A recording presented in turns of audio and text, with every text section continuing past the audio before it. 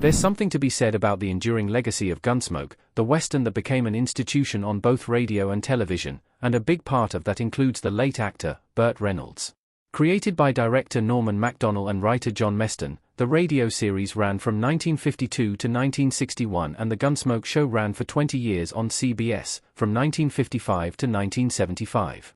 It was a feat unheard of for live-action primetime television until the record was finally broken by NBC's Law and Order, Special Victims Unit, which premiered in 1999 and is still active 25 years later. The wildly successful Gunsmoke follows U.S. Marshal Matt Dillon as he fights for justice in 1870s Dodge City, Kansas. Dillon was played by actor James Arris, who was joined by an ensemble of previously established stars rounding out the Gunsmoke cast, including Milburn Stone, Amanda Blake, Dennis Weaver, Glenn Strange, Buck Taylor, and Ted Jordan. When Burt Reynolds joined the cast in Season 8, he was essentially an unknown, but he quickly stole the show. Burt Reynolds played Kint Asper in Gunsmoke. Kint was a blacksmith and part-time deputy marshal. Burt Reynolds looking off into the distance as Kint Asper in Gunsmoke CBS. Burt Reynolds first appears as Kint Asper in Gunsmoke Season 8, Episode 3, Kint Asper Comes Home. A blacksmith by trade, Quinn is half white, half Comanche. Kint is introduced as a member of his mother Topsana's, Angela Clark, tribe, who kills white people.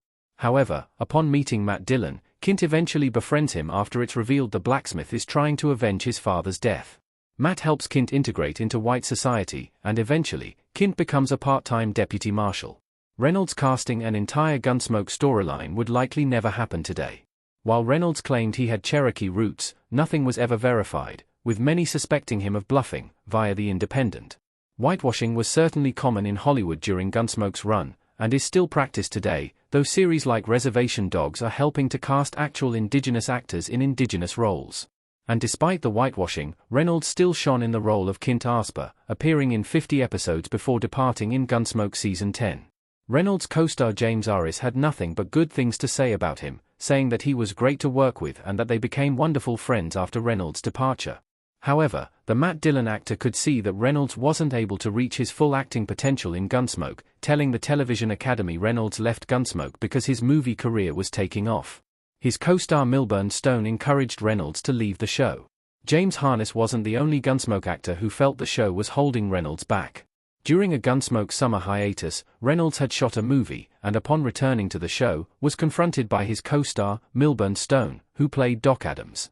Bluntly, Stone told Reynolds, "Your movies are taking off, get out of here." Via Cowboys and Indians, Reynolds asked with "Don't you like me?" and shared Stone's response before pursuing that film career. Reynolds was still active on TV with appearances on Flipper, and the FBI and a starring role in Hawk.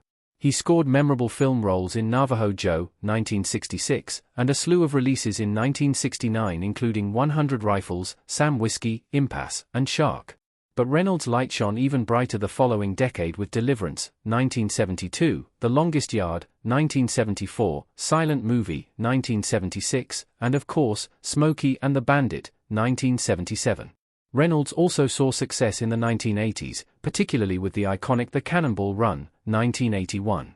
The rest, as they say, is history with Reynolds' Emmy win in 1991 for his CBS sitcom, Evening Shade, and 1998 Oscar nomination for the controversial Paul Thomas Anderson film Boogie Nights as the ambitious pornographer Jack Horner, who discovers Mark Wahlberg's Dirk Diggler and makes him an adult film superstar. Reynolds passed away in 2018 at the age of 82, and as anyone can see from his filmography, left an iconic cinematic legacy behind.